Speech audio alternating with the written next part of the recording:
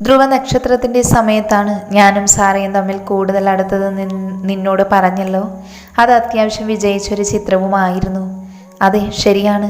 പ്രതീക്ഷിച്ച വിജയമൊന്നും ഉണ്ടായില്ലെങ്കിലും പ്രൊഡ്യൂസറിന് നഷ്ടമുണ്ടായിട്ടില്ല. അതെ, ആര്യൻ തലകുലുക്കി.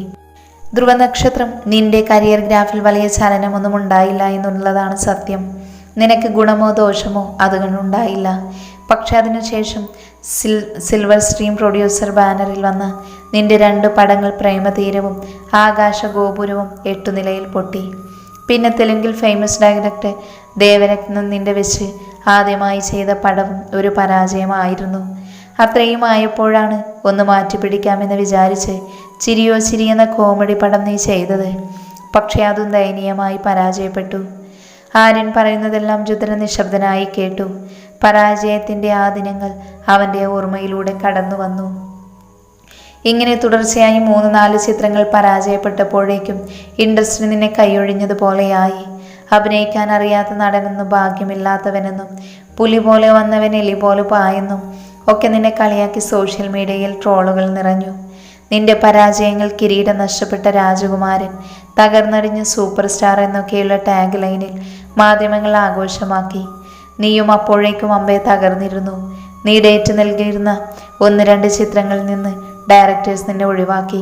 അത് നിനക്കും വല്ലാത്തൊരടിയായിരുന്നു. അതെ, ഇതൊക്കെ എൻ്റെ ലൈഫിൽ സംഭവിച്ചതാണ്. പക്ഷെ നീ എന്താണ് പറഞ്ഞു വരുന്നതെന്ന് എനിക്ക് മനസ്സിലാകുന്നില്ല. അതായത് നിന്റെ കാലം കഴിഞ്ഞു എന്ന് സിനിമാ മേഖലയും മാധ്യമങ്ങളും ഒരുപോലെ വിധിയെഴുതി. ആ സമയത്താണ് നിന്റെ അച്ഛൻ മഹാദേവൻ അങ്കിൾ നിന്നെ കാണാനായി വന്നത്. അദ്ദേഹം സിനിമ ഉപേക്ഷിച്ച് തൻ്റെ ബിസിനസ് ഏറ്റെടുക്കാൻ നിന്നോട് ആവശ്യപ്പെട്ടു. പക്ഷെ നീ ഒട്ടും തന്നെ വഴങ്ങിയില്ല. പക്ഷെ അദ്ദേഹം നിന്നെ വീണ്ടും വീണ്ടും നിർബന്ധിച്ചുകൊണ്ടിരുന്നു. അടിക്കടി ഇറങ്ങിയ നിന്റെ സിനിമകളെല്ലാം പരാജയമായതും ഇങ്ങനെ ഒരു ആവശ്യം നിന്റെ മുന്നിൽ നിർത്താൻ അദ്ദേഹത്തെ പ്രേരിപ്പിച്ചിരുന്നു എന്ന് വേണം കരുതാൻ. നീ ഉറപ്പായിട്ടും സിനിമ ഉപേക്ഷിച്ച് അദ്ദേഹത്തിൻ്റെ പുറകെ പോകുമെന്ന് അദ്ദേഹം കണക്കുകൂട്ടി. പക്ഷേ ആ പരാജയത്തിന് നടുവിലും നീ വരില്ല എന്ന് തന്നെ തീർത്തു പറഞ്ഞു. അതെ, ശരിയാണ്. കാരണം അന്നും ഇന്നും എന്നും സിനിമ മാത്രമാണ് എന്നെ മോഹിച്ചിട്ടുള്ളത്. അതാണ് ഏറ്റവും വലിയ സ്വപ്നവും. അതുകൊണ്ട് തന്നെ നിന്റെ അച്ഛൻ നിന്നോട് നീരസത്തിലായി. തൻ്റെ സ്വത്തുക്കളിൽ ഒന്നും തന്നെ ഇനി മകന് അവകാശമില്ല എന്ന് അറുത്തുമുറിച്ച് പറഞ്ഞിട്ടാണ് അദ്ദേഹം അവസാനം നിന്റെ ഫ്ലാറ്റിൽ നിന്ന് ഇറങ്ങിപ്പോയത്.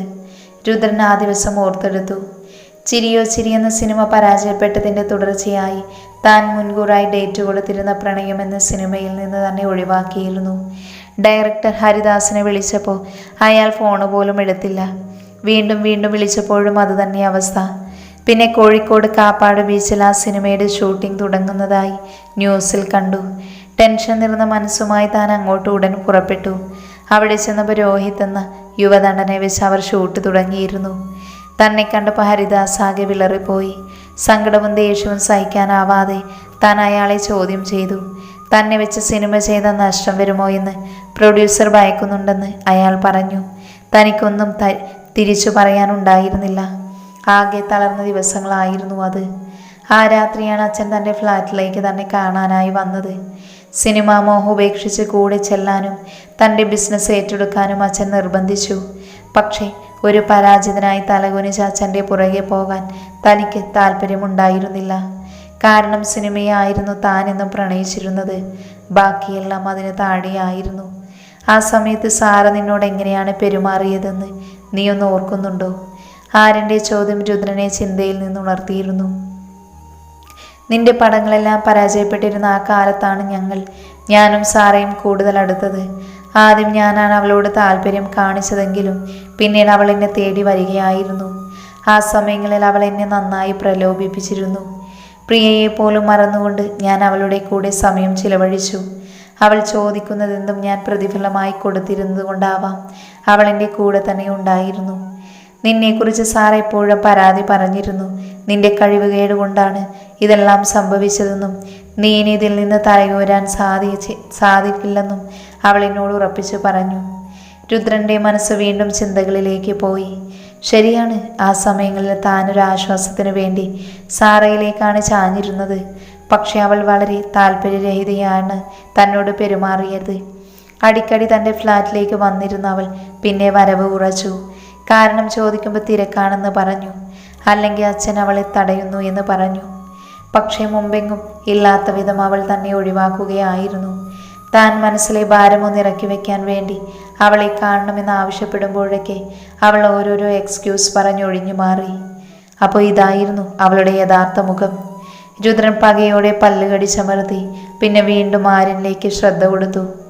ഒരിക്കൽ അബുദാബിയിൽ വെച്ച് നടന്ന ഒരു ഗ്രാൻഡ് അവാർഡ് നൈറ്റിൽ പാർട്ടിസിപ്പേറ്റ് ചെയ്തതിനു ശേഷം ഞാനും സാറയും അവിടുത്തെ ഒരു ആഡംബര റെസ്റ്റോറൻറ്റിൽ ഒരുമിച്ചുണ്ടായിരുന്നു. അന്ന് രാത്രി ഉറങ്ങുമ്പോൾ കൂടി അവൾ നിന്റെ കാര്യമാണ് സംസാരിച്ചത്. നിന്നെ ഏത് വിധേനയും അവളുടെ ലൈഫിൽ നിന്ന് ഒഴിവാക്കി തരണമെന്നാണ് അന്ന് അവൾ എന്നോട് റിക്വസ്റ്റ് ചെയ്തത്. അവൾ പറഞ്ഞത് രുദ്രന് സിനിമയുമില്ല, അച്ഛൻ്റെ സ്വത്തുക്കളും കിട്ടാൻ പോകുന്നില്ല എന്നാണ്. വീട്ടിലേക്ക് തിരിച്ചു പോയി ബിസിനസ് ഏറ്റെടുത്ത് ആ സ്വത്തുക്കളെല്ലാം എഴുതി വാങ്ങിക്കാൻ നിന്നെ അവൾ എത്ര ഉപദേശിച്ചിട്ടും നീ കൂട്ടാക്കിയില്ലത്രേ. ഒരിക്കൽ തങ്ങളുടെ സംസാരത്തിനിടയ്ക്ക് വലിയ വഴക്കുണ്ടായത് രുദ്രൻ ഓർത്തു. അച്ഛൻ വന്ന കാര്യം താൻ സാറിയോട് പറഞ്ഞപ്പോൾ എത്രയും പെട്ടെന്ന് അച്ഛൻ്റെ കൂടെ പോയി ബിസിനസ് ഏറ്റെടുക്കാനാണ് അവൾ ഉപദേശിച്ചത്. നീ ഒന്ന് മനസ്സിലാക്കരുത്, സിനിമയിൽ ഇനി നിനക്ക് ഭാവി ഉണ്ടാകുമെന്ന് തോന്നുന്നില്ല.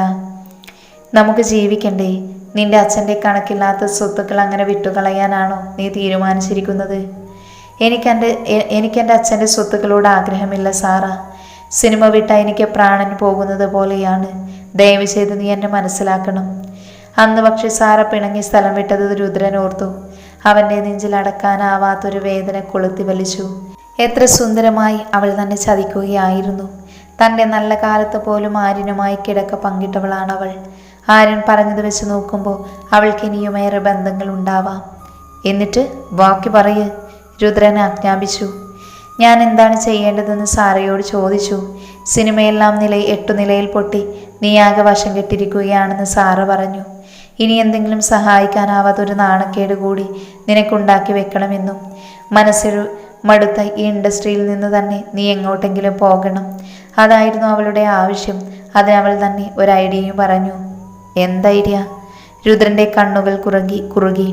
അത് മറ്റൊന്നുമല്ല രുദ്ര, സിനിമാ രംഗത്ത് അറിയപ്പെടുന്ന ഒരു മാതക നടിയുണ്ടല്ലോ, കോടാമ്പക്കം അല്ലി എന്ന് പറയുന്ന.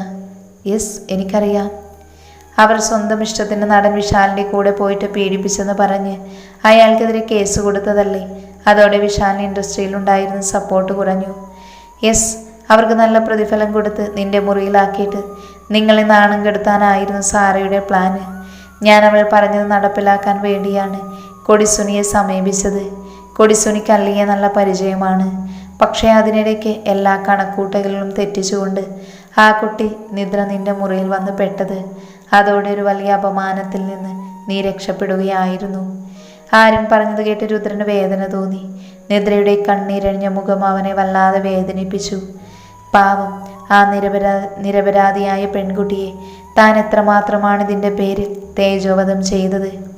നിന്നെ ഒഴിവാക്കാൻ വേണ്ടിയാണ് സാർ എന്നെ കൊണ്ട് അത് ചെയ്യിപ്പിച്ചത്. ആ സമയത്ത് അവളുടെ പ്രലോഭനത്തിൽ ഞാൻ വീണുപോയി. എന്നോട് ക്ഷമിക്കണം പ്ലീസ്. എൻ്റെ ഭാര്യയെയും കുഞ്ഞിനെയും ഓർത്തെങ്കിലും. ആര്യൻ്റെ മുഖം വല്ലാതെ താഴ്ന്നു. അവൻ രുദ്രന് നേരെ കൈകൾ കൂപ്പി. പക്ഷേ ആ ക്ഷമാപണത്തിൽ രുദ്രൻ്റെ മുഖം വീണ്ടും കടുത്തു.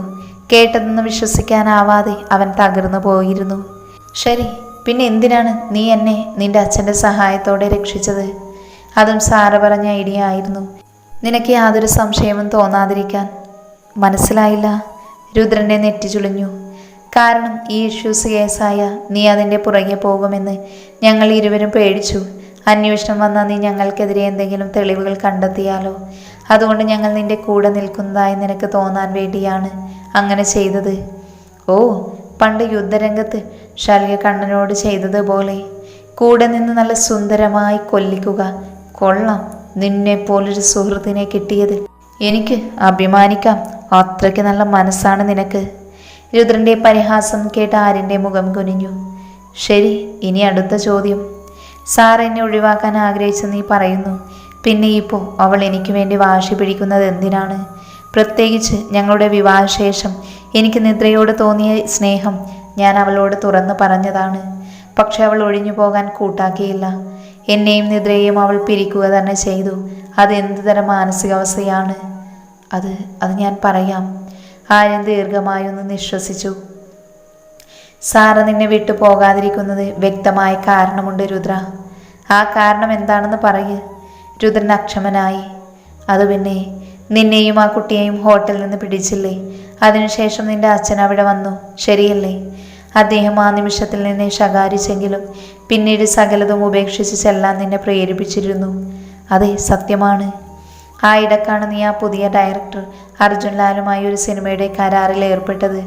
വലിയ മുതൽ മുടക്കൊന്നുമില്ലാത്തൊരു പടമായിട്ടും നീ അത് ചെയ്യാൻ തയ്യാറായി.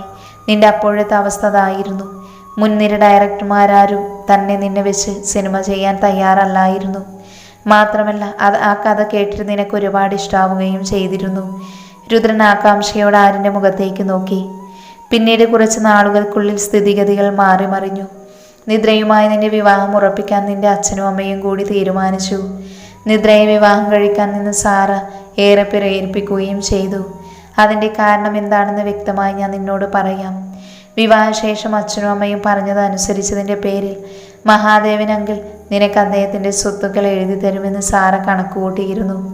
അപ്പം തന്നില്ലെങ്കിൽ പോലും അത് നിനക്കുള്ളതാണെന്ന് അവൾ ഊഹിച്ചു. അവളുടെ കണക്കൂട്ടലുകൾ ശരിയുമായിരുന്നു. കാരണം ആ സമയത്ത് നിദ്രയെ വിവാഹം കഴിക്കാൻ യാതൊരു താല്പര്യവുമില്ലായിരുന്നിട്ടും നീ അച്ഛനും അമ്മയും പറഞ്ഞതനുസരിക്കുകയായിരുന്നു. ചുരുക്കത്തിൽ നിന്നെ തള്ളിക്കളഞ്ഞ അവർ തന്നെ നിന്നെ തിരിച്ചു വിളിച്ചു. ഇത് സാരയിൽ ഉളവാക്കിയത് വലിയ പ്രതീക്ഷയാണ്. നിന്നെ വിട്ടുപോകണമെന്ന് വിചാരിച്ച അവളിലേക്ക് നീ വീണ്ടും ഒരാവേശമായി പടർന്നു കയറുകയായിരുന്നു. മാത്രമല്ല അർജുൻ ലാലിൻ്റെ സിനിമ 4-5 മാസത്തിനുള്ളിൽ തീരുകയും അത് വൻ വിജയമാവുകയും ചെയ്തു. നിന്റെ കരിയറിലെ ഏറ്റവും വലിയ വിജയമെന്ന് വേണമെങ്കിൽ പറയാം. കുറഞ്ഞ മുതൽ മുടക്കിൽ ചെയ്ത സിനിമ കോടികളാണ് വാരിയത്.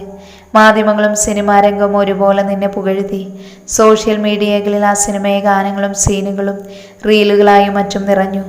ഒരുപാട് നല്ല റിവ്യൂ സിനിമയെക്കുറിച്ച് വന്നു. ഏകദേശം ആ സമയത്തായിരുന്നു നിദ്രയുമായിട്ടുള്ള നിന്റെ വിവാഹം. സത്യം പറഞ്ഞ അവളുമായിട്ടുള്ള കണ്ടുമുട്ടലിനു ശേഷം നിനക്ക് ഐശ്വര്യം വന്നതുപോലെയായിരുന്നു. എല്ലാ കാര്യങ്ങളും നിന്റെ മുന്നിൽ പോസിറ്റീവായിട്ട് തന്നെ വന്നു. രുദ്രൻ തെല്ലൊരു അത്ഭുതത്തോടെ ആര്യനെ നോക്കി.